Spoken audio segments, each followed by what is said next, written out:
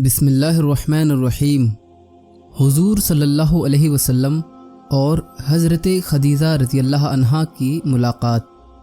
دوستوں، حضرت خدیجہ رضی اللہ عنہا ہم مومنوں کی پہلی ماں ہیں اور حضور صلی اللہ علیہ وسلم کی پہلی بیوی ہیں۔ حضور صلی اللہ علیہ وسلم نے اپنی بیویوں میں اگر کسی سے سب سے زیادہ محبت کی ہے تو وہ ام المومنین حضرت خدیجہ رضی اللہ عنہا سے کی ہے۔ حضور صلی اللہ علیہ وسلم حضرت خدیجہ رضی اللہ عنہا سے اتنی محبت کیا کرتے تھے کہ آپ کے وصال کے بعد بھی حضور اکثر آپ کو یاد کیا کرتے تھے، اور کسی بیوی سے آپ صلی اللہ علیہ وسلم نے اتنی محبت نہیں کی جتنی آپ صلی اللہ علیہ وسلم نے حضرت خدیجہ رضی اللہ عنہا سے کی تھی۔ حضور صلی اللہ علیہ وسلم کے نکاح میں آنے سے پہلے حضرت خدیجہ رضی اللہ عنہا 2 بار بیوہ ہو چکی تھیں۔ پہلے شوہر کے انتقال کے بعد آپ نے دوسرا نکاح کیا، اور پھر جب آپ کے دوسرے شوہر کا بھی انتقال ہو گیا، 2 بار شوہر کے انتقال اور بیوہ ہونے کا غم برداشت نہ کر پائیں، اور آپ رضی اللہ عنہا نے یہ فیصلہ لیا کہ اب میں زندگی میں پھر کبھی کسی مرد سے نکاح نہیں کروں گی۔ حضرت خدیجہ رضی اللہ عنہا کے والد مکہ کے بہت بڑے تجارت بزنس کرنے والے تھے، اور آپ کی ٹکر کا پورے مکہ میں کوئی شخص بھی نہ تھا۔ باپ کا انتقال ہو جانے کے بعد حضرت خدیجہ رضی اللہ عنہا نے ہی تجارت کا کام سنبھالا، اور آپ اس طریقے سے تجارت کرتی تھیں کہ پورے مکہ میں آپ کے مقابلے کا کسی کا مال نہ بکتا تھا اور نہ ہی آپ کے مقابلے کسی کو نفع ہوتا تھا۔ مکہ میں ایک سال ایسا بھی آیا کہ سارے تجارت کرنے والوں کا مال نقصان سے ڈوب گیا، لیکن اس سال بھی آپ کو 11 گنا نفع ہوا تھا۔ حضرت خدیجہ رضی اللہ عنہا ملکائے عرب کہلاتی تھیں، کیونکہ پورے مکہ میں، پورے عرب میں خدیجہ سے زیادہ کوئی بھی مالدار نہ تھا، اور قریش کے سردار یہ چاہتے تھے کہ کسی طرح سے حضرت خدیجہ سے ہمارا نکاح ہو جائے تو ہماری عزت بڑھ جائے گی، اور اگر وہ ہماری بیوی بن گئیں تو ہم عرب کے بادشاہ بن جائیں گے اور سب سے زیادہ مال و دولت والے بن جائیں گے۔ مال و دولت کے لالچ میں کئی بار مکہ کے بڑے بڑے تجارت کرنے والے اور پیسے والے بھاری بھرکم لوگوں نے آپ کے پاس نکاح کے پیغام کو بھیجا تھا، لیکن آپ سیدھے ان سے منع کر دیتی تھیں کہ مجھے نکاح نہیں کرنا ہے۔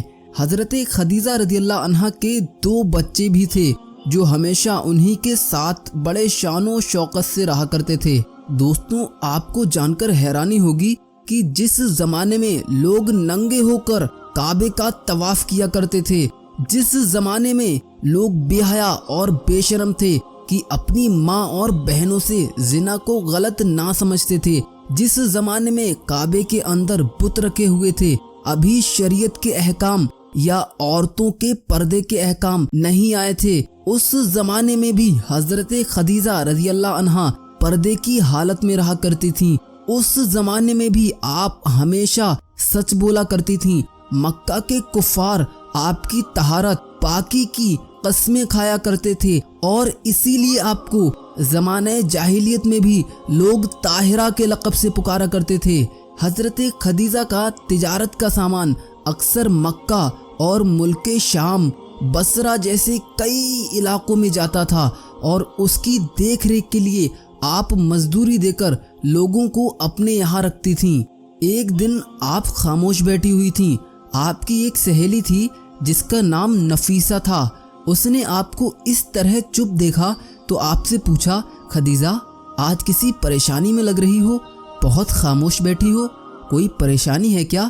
حضرت خدیجہ نے اسے اپنے پاس بٹھایا اور کہا کہ نفیسہ، تم تو جانتی ہی ہو کہ ہمارا مال اکثر باہر جاتا ہے، اور میں مال کی نگرانی دوسرے لوگوں کو سونپ دیتی ہوں، اور مکہ کی قریش کی نظر ہمیشہ میرے مال پر رہتی ہے، اور مکہ کے سردار چاہتے ہیں کہ وہ میرا مال لوٹ کھائیں۔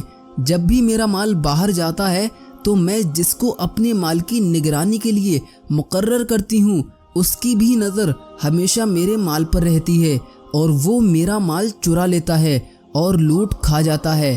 اگر کوئی ایسا آدمی مل جاتا جو میرے مال کی ایمانداری کے ساتھ دیکھ بھال کرتا تو کتنا اچھا ہوتا۔ نفیسہ نے حضرت خدیجہ سے کہا، خدیجہ، مکہ میں ایک بہت ہی دماغدار اور ایماندار آدمی رہتا ہے جو مکہ کے لوگوں سے تھوڑا ہٹ کر ہے، اور وہ مکہ کے سرداروں میں سے ہے۔ اس کا نام ابو طالب ہے۔ تمہارے اس مسئلے کا حل وہ ضرور نکال سکتا ہے۔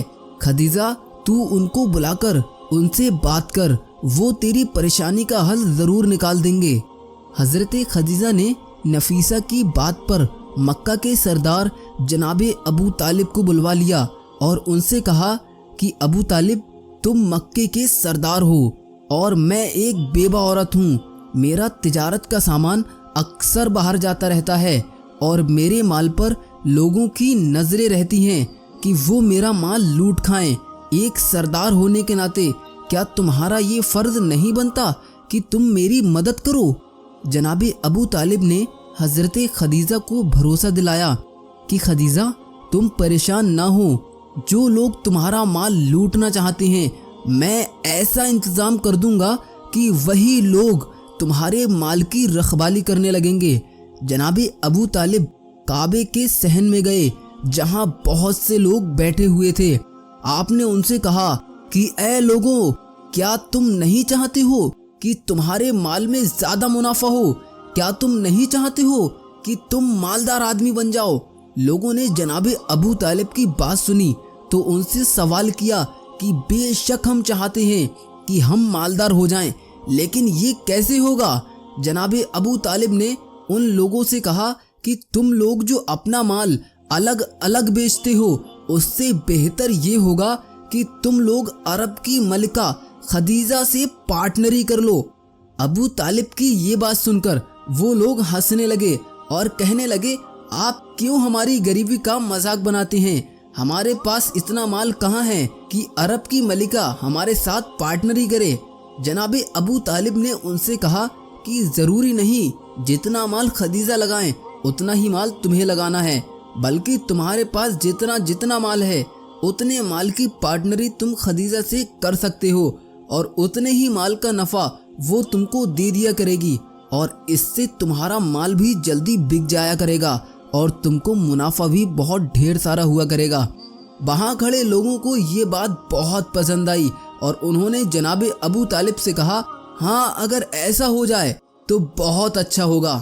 جناب ابو طالب نے ان لوگوں کی بات ملکہ خدیجہ سے طے کرا دی، اور پھر اس کے بعد جس کے پاس جو بھی مال ہوتا تھا وہ خدیجہ کے مال میں ملا دیتا تھا، اور جب مال بیچنے کے لیے قافلہ جاتا تھا تو وہی لوگ جو مال لوٹ لیا کرتے تھے وہ آپس میں کہتے تھے کہ اب یہ مال صرف خدیجہ کا نہیں رہا بلکہ اب اس میں ہمارا بھی حصہ ہے، تو دھیان سے کوئی مال کو چوری نہ کرنے پائے۔ اگر اب اس مال کی اور کسی نے آنکھ اٹھا کر بھی دیکھا تو ہم اس کی آنکھیں نکال لیں گے، کیونکہ یہی لوگ پہلے خدیجہ کا مال چرایا کرتے تھے اور اب یہ خود ہی خدیجہ کے مال کی دیکھ بھال کرنے میں لگ گئے تھے۔ اور اس طرح سے جناب ابو طالب نے اپنے دماغ کا استعمال کرتے ہوئے حضرت خدیجہ کی یہ پریشانی دور کر دی۔ حضرت خدیجہ جناب ابو طالب کی اس عقل مندی پر بہت خوش ہوئی اور مسکراتی ہوئی کہنے لگیں کہ ابو طالب، تم نے میرا مال مکے تک تو محفوظ کر دیا، لیکن میرا مال صرف مکہ تک ہی نہیں بکتا بلکہ میرا مال شام جاتا ہے، بصرہ جاتا ہے، یمن جاتا ہے۔ وہاں میرے مال کی دیکھ بھال کون کرے گا؟ اس کے لیے بھی کوئی انتظام کر دو۔ جناب ابو طالب مسکراتے ہوئے کہنے لگے کہ خدیجہ، میں بوڑھا ہو چکا ہوں، میرے بس میں جتنا تھا وہ میں نے کر دیا، اب شام، بصرہ، یمن جیسے علاقوں میں تیرے سامان کی دیکھ بھال کرنے کے لیے میں تو نہیں جا سکتا۔ میں بوڑھا آدمی سفر نہیں کر سکتا تو بھلا تیرے سامان کی دیکھ بھال کیسے کر سکوں گا؟ اس کے لیے تو کوئی نوجوان ہونا چاہیے۔ حضرت خدیجہ نے جناب ابو طالب سے کہا، اے ابو طالب، میں نے سنا ہے کہ تمہارا کوئی بھتیجا ہے جو کافی ایماندار اور دماغدار بھی ہے اور بڑا نیک ہے۔ میں نے سنا ہے کہ پورے مکے میں اس جیسا کوئی نہیں ہے۔